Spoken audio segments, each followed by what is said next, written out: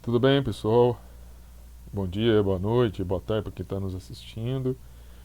Eu vou, nesse primeiro momento, fazer uma gravação a respeito da aula que não foi ministrada ontem. Né? Para todos aqueles, peço desculpas que não foi ministrada a aula, porque eu fiz uma viagem, né, para fazer uma apresentação no Pará. E aí eu não pude dar aula ontem, então já está aqui em tela a aula que nós vamos conversar. Nós vamos finalizando, estamos vendo sobre tabela periódica. Na semana passada a gente falou sobre tabela periódica, viu sobre a necessidade que os pesquisadores tinham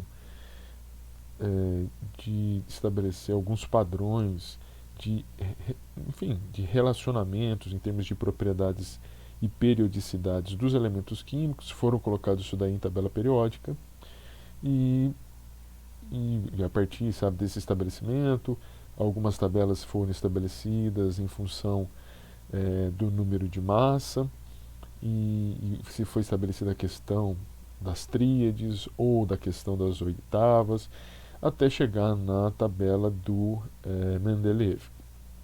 Mesmo as tabelas hoje do Mendeleev era uma sequência de número de massa ou massa atômica e Mendeleev que, né, fez previsões e descoberta de novos elementos químicos. Hoje, né, as tabelas periódicas são orientadas em função do número atômico. Nós vimos que há diferença, porque nem sempre o elemento químico que possui maior número atômico possui maior número de massa. E depois nós vimos a questão da periodicidade, do estabelecimento das tabelas periódicas em função do número de as colunas estabelecidas em função do número de grupos, os períodos, né, que são as linhas, eles estabelecem as camadas de valência dos elementos químicos.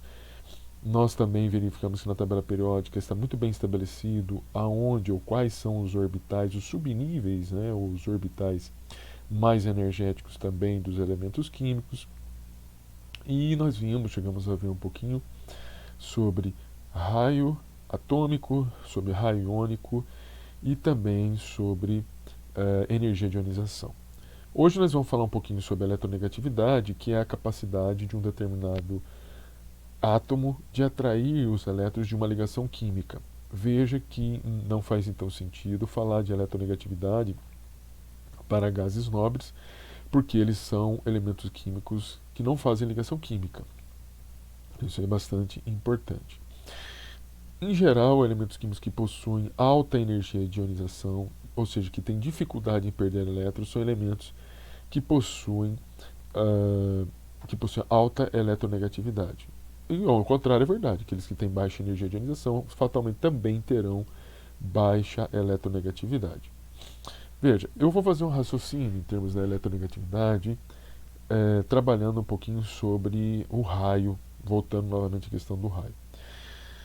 Veja que a seta está apontando da parte de baixo da tabela periódica para cima, então nós estamos saindo de baixo e à medida que nós vamos né, se dirigindo para cima na coluna, onde está o laser é a situação como uma situação onde nós teríamos o núcleo do átomo. Então veja, à medida que nós caminhamos na coluna, nós podemos observar, na medida que nós observamos na coluna, ou avançamos na coluna, nós estamos diminuindo o número de camadas preenchidas, ou seja, isso na verdade significa que os elétrons, à medida que nós estamos, né, diminuindo o número de camadas, menor é o número de camadas de blindagem presentes no átomo. Quanto menor o número de camadas de blindagem, já disse para vocês, mais os elétrons vão sentir o efeito do núcleo. Portanto, o raio, a gente sabe, se tem menor número de camadas, o raio diminui. Se diminui, diminui também o número de camadas de blindagem. Se diminui o número de camadas de blindagem, o efeito do núcleo sentido pelo elétron é muito maior. O raio atômico diminui. Se diminui, a energia de ionização aumenta. A energia de ionização aumenta, tudo bem? E se aumenta a energia de ionização, significa que para sair o elétron eu vou ter que gastar mais energia ou fornecer mais energia. Isso é um indicativo também de aumento da eletronegatividade. Então, elementos químicos que estão mais próximos à parte superior da tabela periódica possuem maior eletronegatividade, e aqueles que estão mais abaixo da tabela periódica, menor eletronegatividade. Já quando a gente está num período na direção da esquerda para a direita, nós aumentamos o número atômico, mas nós mantemos sempre os elétrons no mesmo, na mesma camada. Então, à medida que nós saímos da esquerda para a direita, nós aumentamos o número de elétrons na mesma camada, nós aumentamos o número atômico, significa o seguinte: estamos colocando mais elétrons na camada, mas estamos aumentando a carga nuclear efetiva. Por quê? Porque nós estamos aumentando o número de prótons no núcleo. Então, essas cargas positivas vão atrair mais fortemente os, os elétrons que estão nos elementos químicos com maior número atômico. Isso vai fazer com que o raio atômico diminua, né? Isso faz com que o raio atômico diminua. E se o raio atômico, presta atenção, e se o raio atômico ele diminui, fatalmente a, a energia de ionização vai aumentar. E se a energia de ionização aumenta, ou seja, é mais difícil de você tirar o elétron, fatalmente também a eletronegatividade vai ser maior. Ok? Uma outra propriedade que vale a pena nós falarmos é sobre a afinidade eletrônica.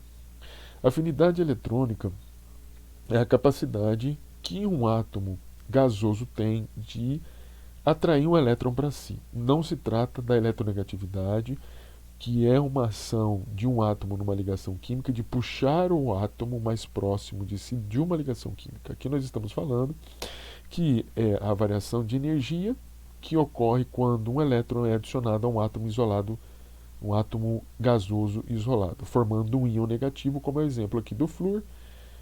Ele absorve esse elétron, gera o fluoreto, e aí existe uma variação aqui de energia negativa, ou seja, um processo aqui, no caso, exotérmico. Veja que, em geral, o processo é sempre exotérmico, a liberação de energia para que um elétron seja adicionado a um átomo, mas há exceções, por exemplo, nos gases nobres. Os gases nobres não têm tendência a ganhar elétrons, então eles precisam se fornecer uma energia para que esses elétrons possam ser absorvidos por um gás nobre. Né? E aí você tem uma reação que é endotérmica. Então, como eu disse para vocês, a afinidade eletrônica pode ser tanto exotérmica quanto endotérmica. A exotérmica, aqui a variação de entalpia é menor do que zero, enquanto a endotérmica, a variação de entalpia, essa relação, isso aqui é uma grandeza físico-química, onde o H representa entalpia. Entalpia representa a quantidade de energia liberada dentro de um processo de expansão de um gás, por exemplo, dentro de um processo de expansão realizado nas condições ideais de pressão a pressão constante. Então veja aqui, você tem um exemplo do cloreto que ganha um elétron. Veja, o cloreto, para nós entendermos essa questão da liberação de energia, o cloreto tem essa distribuição, o cloro tem essa distribuição uma distribuição de elétrons. Perceba que a camada de valência, camada 3, possui 7 elétrons. Ele ganha um elétron, ele vai ficar com a sua camada completa. Então essa situação de ganhar um elétron pelo cloro gasoso, forma-se cloreto, que é uma espécie iônica que possui a camada de valência totalmente completa. E por isso você tem um processo exotérmico, ou seja, liberação de energia, porque é uma situação de maior estabilidade do composto iônico.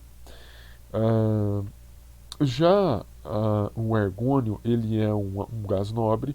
Veja que ele possui uma distribuição eletrônica com elétrons na camada de valência totalmente preenchida. Para que um elétron entre, ele vai ocupar uma nova camada eletrônica. Isso daí é uma situação de instabilidade para o argônio.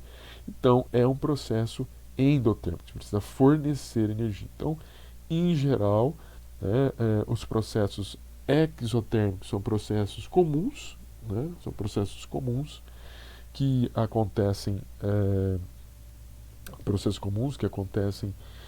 para elementos químicos que estão completando a sua camada de valência, e os endotérmicos para elementos químicos quando já possuem sua camada de valência, ou uma situação de camada de valência preenchida, que vão começar a preencher uma outra camada, e isso requer uma quantidade de energia para que o processo se concretize.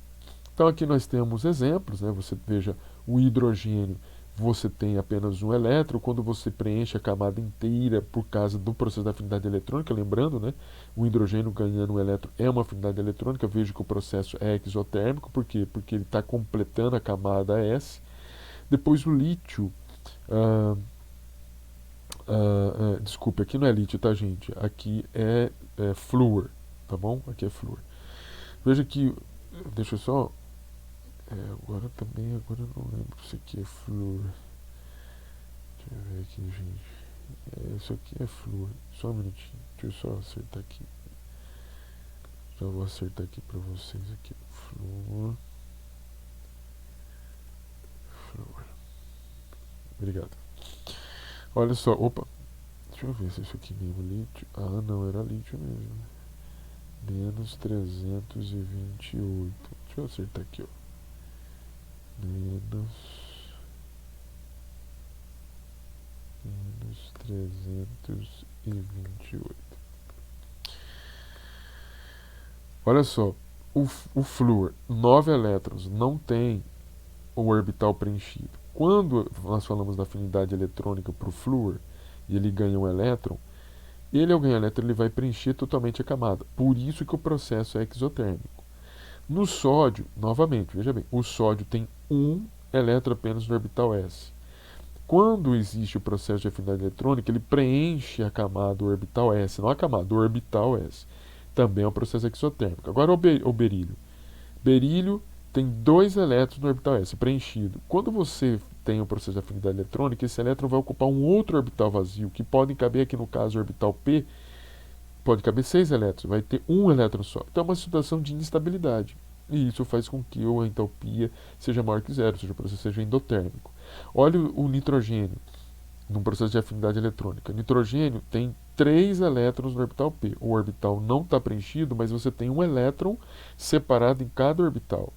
Quando você faz o nitrogênio absorver um elétron, gerando nitrito, isto, né, faz com que o primeiro elétron acabe, esse elétron adicionado ele vai ocupar um orbital que já existe um outro elétron. Isso vai gerar, vou só desenhar aqui para que vocês entendam o que eu estou falando. Aqui, aqui, aqui, aqui, aqui e aqui. Então aqui é uma situação do nitrogênio, que você tem 3 elétrons separados. Desculpa, 3 elétrons separados. E aqui, no caso, quando existe um elétron, ele é absorvido, né, pelo nitrogênio, você vai ter a primeira situação de um outro elétron ocupando o orbital que já tinha um outro elétron. Então você tem um emparelhamento de dois elétrons. Esse emparelhamento de dois elétrons gera uma repulsão eletrostática. Essa repulsão eletrostática, eu já disse para vocês, cria uma situação de estabilidade. Então isso faz com que exista um aumento da energia. Você precisa oferecer ou fornecer energia para que isso aconteça, porque você está criando uma instabilidade no átomo. Por isso que o processo acaba sendo endotérmico. Beleza? E aqui é um conjunto de tabela, uma tabela com um conjunto de elementos químicos, com as afinidades eletrônicas de alguns elementos. E que alguns são, como nós estamos vendo, processos ou sofrem processos exotérmicos e outros são endotérmicos. Então, veja bem. Em geral, como que acontece a questão da afinidade eletrônica? Em geral, nas camadas, à medida que você diminui o número de camadas, né, de camadas preenchidas por elétrons, você acaba, novamente, né, saindo aqui debaixo da tabela para cima, você acaba diminuindo o número de camadas de valência, você acaba diminuindo o número também de camadas de blindagem. Então o elétron acaba sentindo mais o núcleo, a carga nuclear efetiva sobre o elétron acaba sendo maior, o raio atômico acaba diminuindo, a energia de ionização acaba aumentando, porque é mais difícil você tirar o elétron, a eletronegatividade também acaba sendo maior, e a afinidade eletrônica, a capacidade do elemento químico em atrair um elétron também é maior. Já no período, se você sair da esquerda para a direita, você está aumentando o número atômico e está aumentando também o número de elétrons dentro da mesma camada. Quando você aumenta o número de elétrons na mesma camada e você está aumentando o número de prótons no núcleo, você vai atrair esses elétrons. Veja que você não alterou, à medida que você caminha pela linha, ou seja, pelo período, você não está alterando o número de camadas de valência. Você não está aumentando o número de camadas de blindagem. A blindagem é a mesma, você está aumentando é o número de prótons no núcleo, então você vai atrair mais os elétrons que estão nessa camada, o raio vai diminuir, a energia de ionização vai aumentar, a eletronegatividade vai aumentar e claro que a afinidade eletrônica também vai aumentar. Beleza? E essas são as características, as periodicidades da tabela periódica. Isso é bastante importante a gente sempre saber explicar. Você veja que à medida que nós sabemos explicar a questão dos raios atômicos, explicar a questão dos raios iônicos, as questões dos raios iônicos são explicáveis desde que você faça a distribuição eletrônica desses cátions e ânions, isso é muito importante. Depois a gente viu a questão da energia de ionização, a questão da energia de ionização, a questão da afinidade eletrônica, a questão também da eletronegatividade. São questões bastante importantes. Uma outra questão a ser falada agora é sobre a característica um pouquinho de alguns elementos que estão presentes na tabela periódica. Uma família, nós vimos que existem algumas famílias que possuem nomes bastante importantes. Uma delas é dos metais alcalinos. Os metais alcalinos, como nós podemos verificar, o sódio é um representante de um metal alcalino, em que ele possui um elétron apenas, um elétron na terceira camada, no orbital S. Então vejo que esse elétron sozinho na camada ou no subnível S da camada 3 traz uma instabilidade para o sódio. A tendência do sódio é de perder esse elétron. Por quê? Porque ele ficaria com a camada 2 totalmente preenchida, ou seja, ele adquire propriedades de um gás nobre. Então isso faz com que os elementos, os metais alcalinos, eles sejam muito reativos. Eles reagem muito facilmente com água. Geralmente os metais alcalinos, ao reagirem com água, eles vão produzir bases. São substâncias que a sensação, a gente vai ver mais pra frente, são substâncias que a sensação, se você colocasse isso na boca, ninguém é para colocar isso, porque é perigoso, né? Mas a sensação é que é adstringente, né? Ela amarra a boca, né? Ela dá uma sensação de, sabe, a boca fica meio pegajosa, assim, né? E aqui estou dando um exemplo do sódio reagindo com a água, gerando hidróxido de sódio e liberando hidrogênio. O que acontece, gente, dentro de uma reação química como essa? Quando a gente libera hidrogênio, o hidrogênio reage muito facilmente com o oxigênio. A tendência é pegar fogo, é explodir. A tendência do hidrogênio é muito reativo também. Então, os compostos metálicos dos metais alcalinos, ao reagirem com água, geram hidróxido de uma base e libera hidrogênio. E o hidrogênio, a tendência é que ele pegue fogo. Geralmente são metais prateados. Aqui eu tenho um exemplo do césio, que é amarelo. Aqui é o sódio. E são elementos compostos metálicos que, quando submetidos ao teste de chama, eles possuem coloração. Mas por que possuem essa coloração? Porque você, ao aquecer esses elementos químicos, aqui está o lítio, aqui está o sódio, aqui está o potássio, está o césio, a chama transfere energia para os elétrons vão sair do estado fundamental, vão para um nível de energia que a gente não sabe, mas ele, ao voltar ao estado, esse elétron que é o que faz com que o elemento químico saia do estado fundamental e vá para um estado excitado, ele, ao retornar ao estado fundamental, ele acaba liberando a energia que foi absorvida pela chama, ou concedida ou cedida pela chama, e ele, ao devolver essa energia para a natureza, ele devolve na forma de luz. Então são elementos químicos, por exemplo, que estão presentes em fogos de artifício. O fogo de artifício nada mais é do que uma composição em que você tem esses elementos químicos, uma composição em que se gera uma queima muito energética, essa energia é absorvida por esses elementos químicos, que ao voltar ao estado fundamental, libera aquela energia que nós vemos no final de ano. Então eu vou mostrar aqui para vocês um vídeo, vou ver se eu vou conseguir passar, senão eu vou encontrar aqui nas minhas coisas, um vídeo sobre como que um sódio pode reagir, para que vocês vejam isso daí, né? Pelo menos não foto, mas que vocês vejam. Vamos ver se ele vai rodar aqui, tá bom? Só um minutinho que ele está baixando o vídeo aqui. Só um minutinho. Um pouquinho aqui de paciência, tá?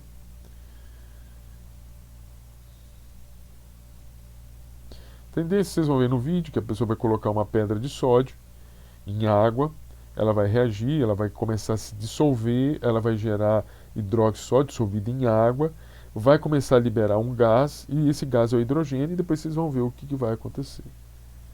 Vocês vejam que a pessoa que vai manusear o sódio, ele está aqui, né, o pedaço de sódio, a pessoa fica com receio da liberação, porque o medo de explodir, então ela treme, a filmagem ela acaba não sendo boa, com medo, o receio de ter uma explosão, tá?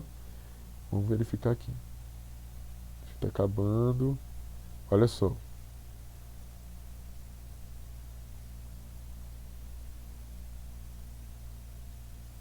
Ela está sem som, mas também não tem necessidade aqui.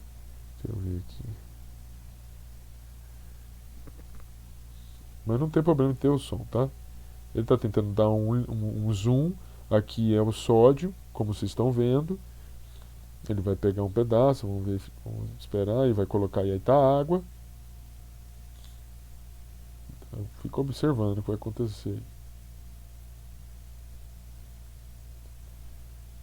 Deixa eu só parar aqui, que eu acho que... Só um minutinho, tá, gente? Deixa eu ver se eu tô com... Eu tenho essa gravação. É porque tem som. Ficar vendo sem som é ruim, né? Porque vocês vão verificar, inclusive, qual que é o barulho, né, da reação química. Deixa eu ver aqui.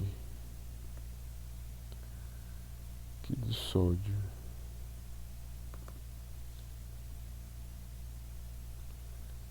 Não sei porque que não tá pegando.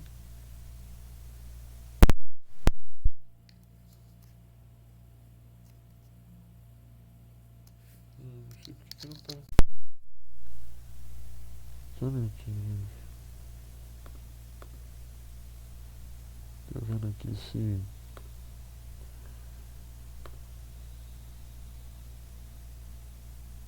Deixa eu ver se alguma coisa no som. Entendeu?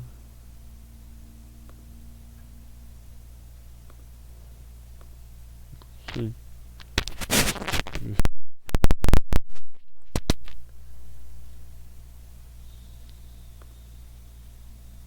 Dá um minutinho, tá? Áudio.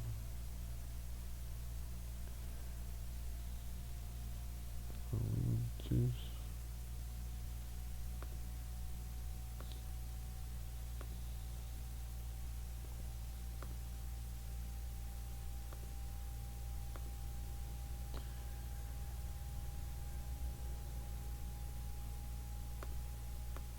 Lado.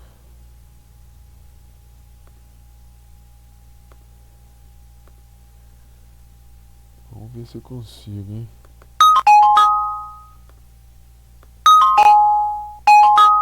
Tá funcionando. Vamos ver. Não sei porque tá funcionando, viu, gente?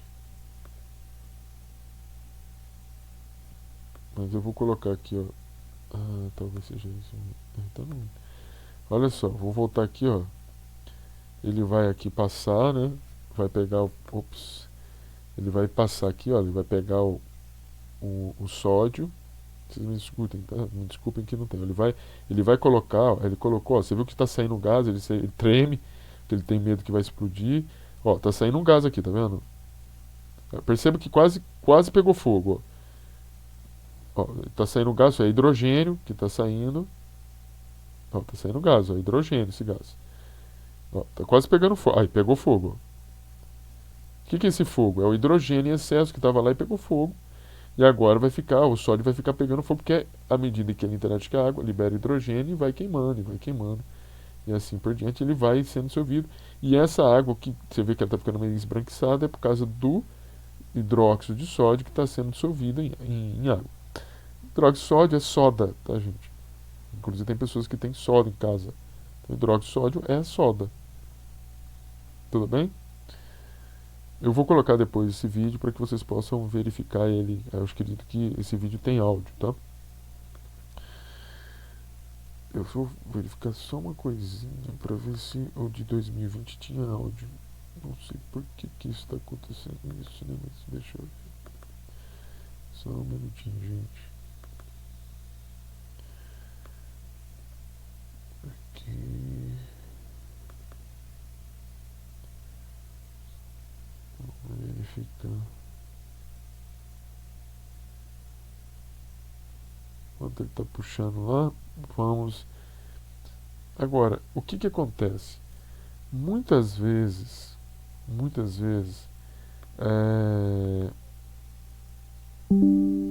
ele está puxando aqui. Muitas vezes a pessoa assim, não sabe o que acontece ou o que pode acontecer numa reação química e a pessoa ela quer ficar brincando com coisa séria. Eu só vou mostrar aqui para vocês uma reação química que foi feita com pessoas que não têm mera, né, responsabilidade em termos de segurança. E vocês vão ver o que vai acontecer aqui. Beleza? Tá puxando aqui, vocês vão dar uma olhadinha. Só um momento. E não é para vocês fazerem isso, mas é a violência da explosão quando a pessoa não sabe fazer as coisas, né? Veja, experiência com sódio metálico. Dá uma olhadinha. Vê se tem som. Perceberam? Olha só. Ele colocou o sódio, mas reagiu, ó, explodiu o hidrogênio. Olha, saiu o gás.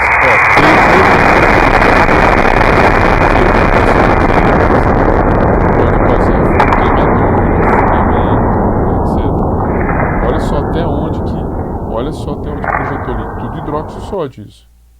Beleza? Depois nós temos metais alcalinos terrosos, é um outro grupo de metais também reativos, né, em menor intensidade se comparados aos metais alcalinos. Os metais alcalinos terrosos é o berílio, magnésio, cálcio, estrôncio, bário e o rádio. Também eles possuem coloração nas chamas. Todos eles são prateados, aqui está o exemplo do cálcio, do estrôncio e do bário. Reage com água.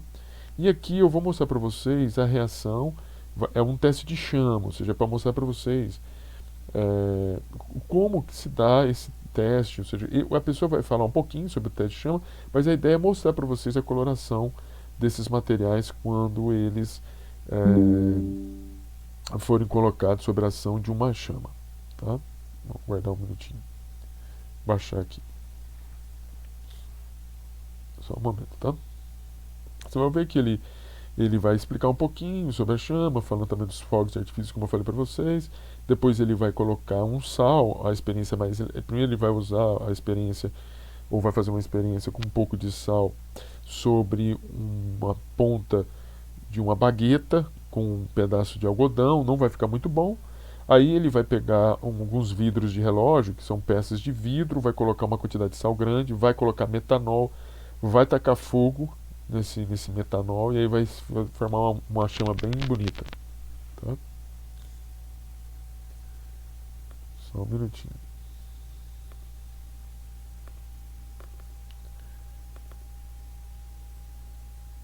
Deixa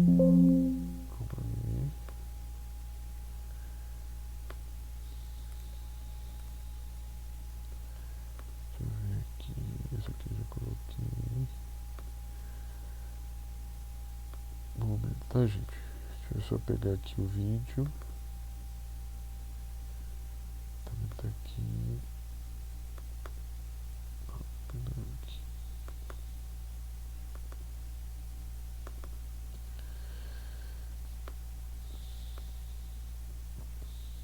Teste da chama. Vamos lá que ele tá.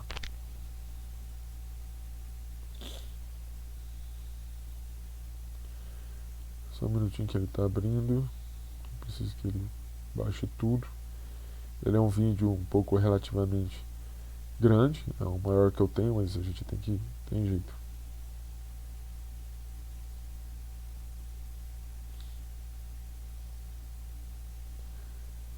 Só tô aguardando aqui, tá, gente?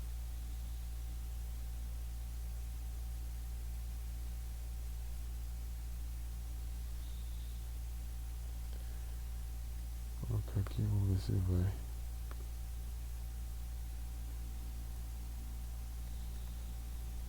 Já tá acabando.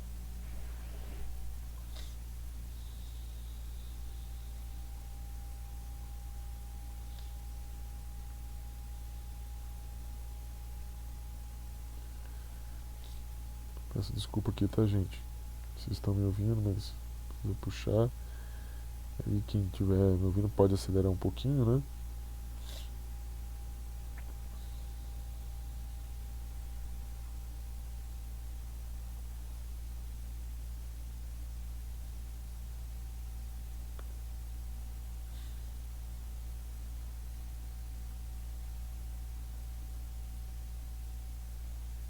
Oitenta por cento.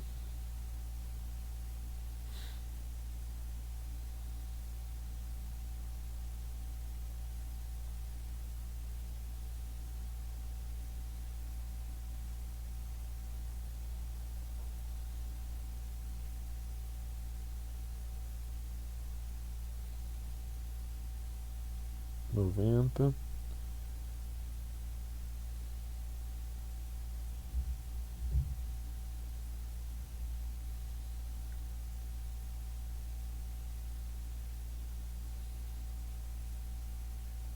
Bem, se eu colocar um sal de um elemento que vai acontecer? Se eu colocar em uma chama um sal de um elemento químico, o que vai acontecer é que essa chama vai mudar de cor. Por exemplo, se eu colocar um sal de cobre, essa chama vai ficar verde. Se eu colocar um sal de potássio, essa chama vai ficar lilás e assim por diante. O que acontece é que quando um elemento químico recebe energia, no caso energia térmica, alguns de seus elétrons são excitados. Excitado aqui significa que os elétrons passam a ocupar regiões da eletrosfera, que é aquela região que circula o núcleo dos átomos, onde eles possuem maiores energias. No entanto, tudo na natureza tende a menor energia. Portanto, quando você fornece energia para um átomo e seus elétrons são excitados, eles vão querer retornar para as regiões de menor energia, que são conhecidas como estado fundamental. Quando eles fazem isso, eles precisam devolver a energia que eles absorveram na forma de radiação eletromagnética. Algumas vezes essa radiação eletromagnética ela é emitida na faixa visível do espectro eletromagnético, ou seja, em outras palavras, na forma de luz visível que nós enxergamos. Como cada elemento possui uma eletrosfera organizada de maneira diferente, porque cada elemento químico possui um número diferente de elétrons, a cor que a chama vai adquirir ela é característica das energias liberadas pelos átomos quando eles retornam ao estado fundamental. E talvez vocês estejam aí imaginando, parece que eu já vi isso em algum lugar. É claro, os fogos de artifício que nós vemos queimar, principalmente no Réveillon. Nesses fogos, eles queimam sais de elementos químicos para produzir as diferentes cores dos fogos de artifício lá no céu. Para vocês entenderem melhor, eu vou dar um exemplo prático. Eu vou queimar na ponta desse bastão de vidro contendo algodão um sal de cobre na presença de um álcool que é o metanol.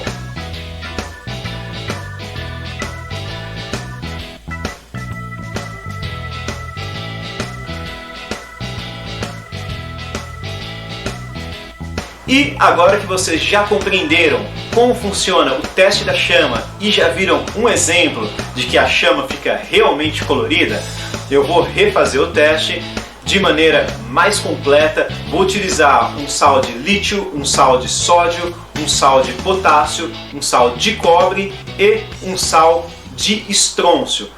Só mais uma coisa.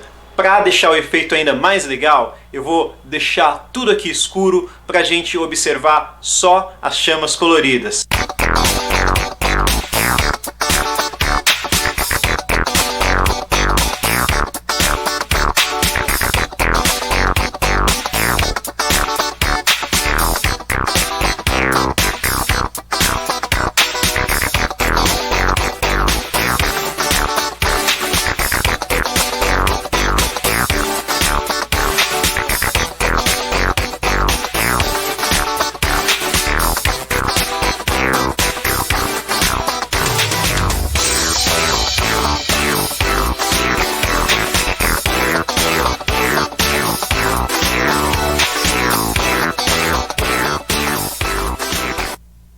É isso aí, moçada. Agora vou falar um pouquinho dos halogênios. os mais utilizados, os halogênios, o flúor, cloro, bromo e iodo, né? E botar. Vamos só um minutinho, né?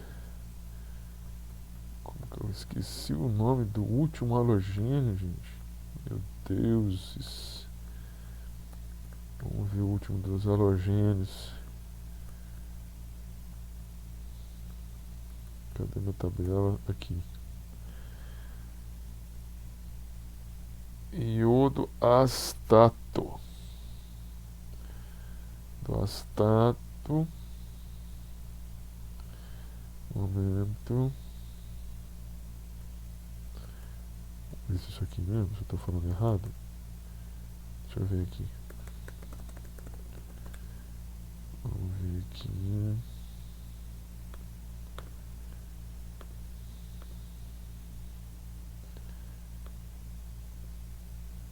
Aqui. Astato mesmo. Vamos lá. Voltar aqui onde a gente estava nos halogênios. São elementos químicos também encontrados na natureza, caracterizados por apresentar 7 elétrons na camada de valência. A tendência deles é receber um elétron. Então eles são elementos que possuem elevada afinidade eletrônica. São compostos altamente reativos. E, lógico que a afinidade eletrônica diminui nessa tendência. Né? Por quê? Porque à medida que você vai aumentando a camada de valência, você vai aumentando, vai aumentando a camada de blindagem, você vai afastando os elétrons do núcleo, e isso daí então o elétron acaba sentindo uma carga nuclear efetiva menor, vai sentir o núcleo puxando menos a ele, então o núcleo vai ter menos capacidade de atrair um elétron para si, então a afinidade eletrônica acaba sendo menor. Veja bem, gente, eu vou mostrar para vocês uma reação, é uma reação do flúor, para vocês verem como eles são compostos altamente reativos. É muito bonito, e depois ainda vai ser deixa eu mostrar aqui para vocês, é uma reação do carbono com o flúor e do césio com o flúor. São reações que liberam muita energia, são muito bonitas de se ver. Deixa eu colocar aqui mesmo, que eu acho que ele vai, não é tão grande, ele vai puxar rápido. Vamos ver. Aqui, vamos lá.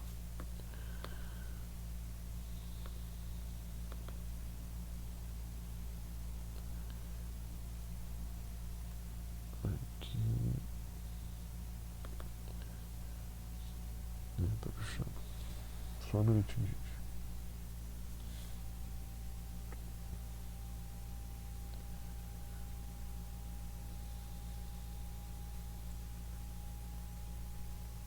Diminuir aqui. Vamos ver se vai.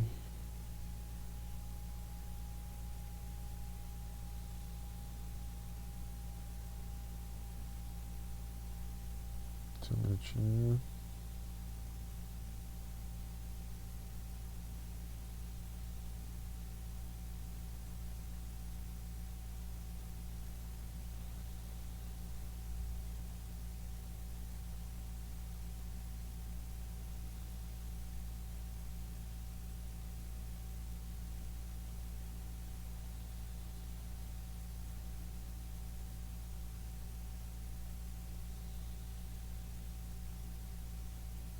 Estou aguardando aqui, estamos com 45% já.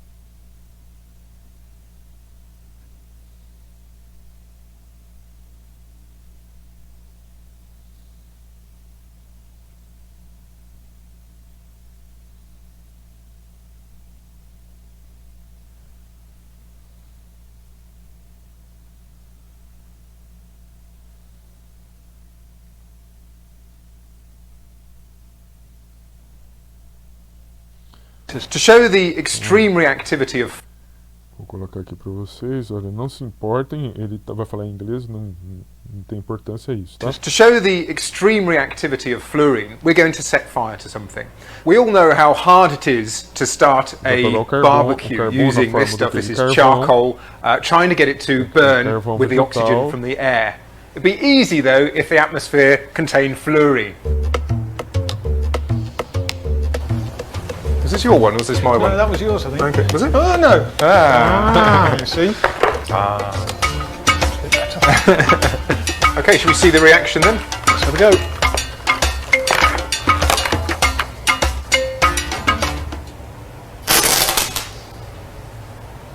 Wow. This demonstrates the extreme reactivity of fluorine gas. This was a tiny quantity of fluorine being played onto the surface of the charcoal there. And as soon as the two came into contact, there was this very violent reaction, generated a lot of heat, as you saw the flames there. But charcoal isn't terribly reactive. Cesium is much more reactive, so I think we should try this reaction now then.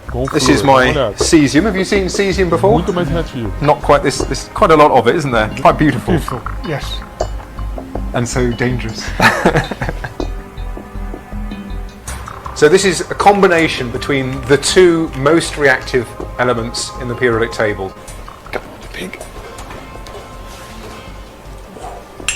We've got fluorine, the most reactive non-metal, and cesium, the most reactive metal.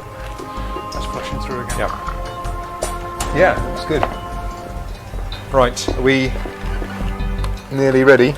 I'll lower this. Yep, You look after your pipes. Ó, perceberam? Incredibly beautiful reaction there between cesium and fluorine, this intense light, and I don't think many people have seen that before. Dizem que o gás, o flúor gasoso em contato com o césio, ele é tão reativo que veja a iluminação, parece uma lâmpada. Veja só, altamente reativo. To show the Então era isso que a gente precisava terminar, a gente finalizou com a questão da tabela periódica, vimos que a gente falou um pouquinho mais sobre periodicidade e depois a gente terminou mostrando sobre a reatividade dos elementos químicos. Eu vou parar a aula aqui e agora eu vou fazer a correção de um exemplo de prova para vocês, tá bom? Até mais para aqueles que nos acompanharam. Um abraço.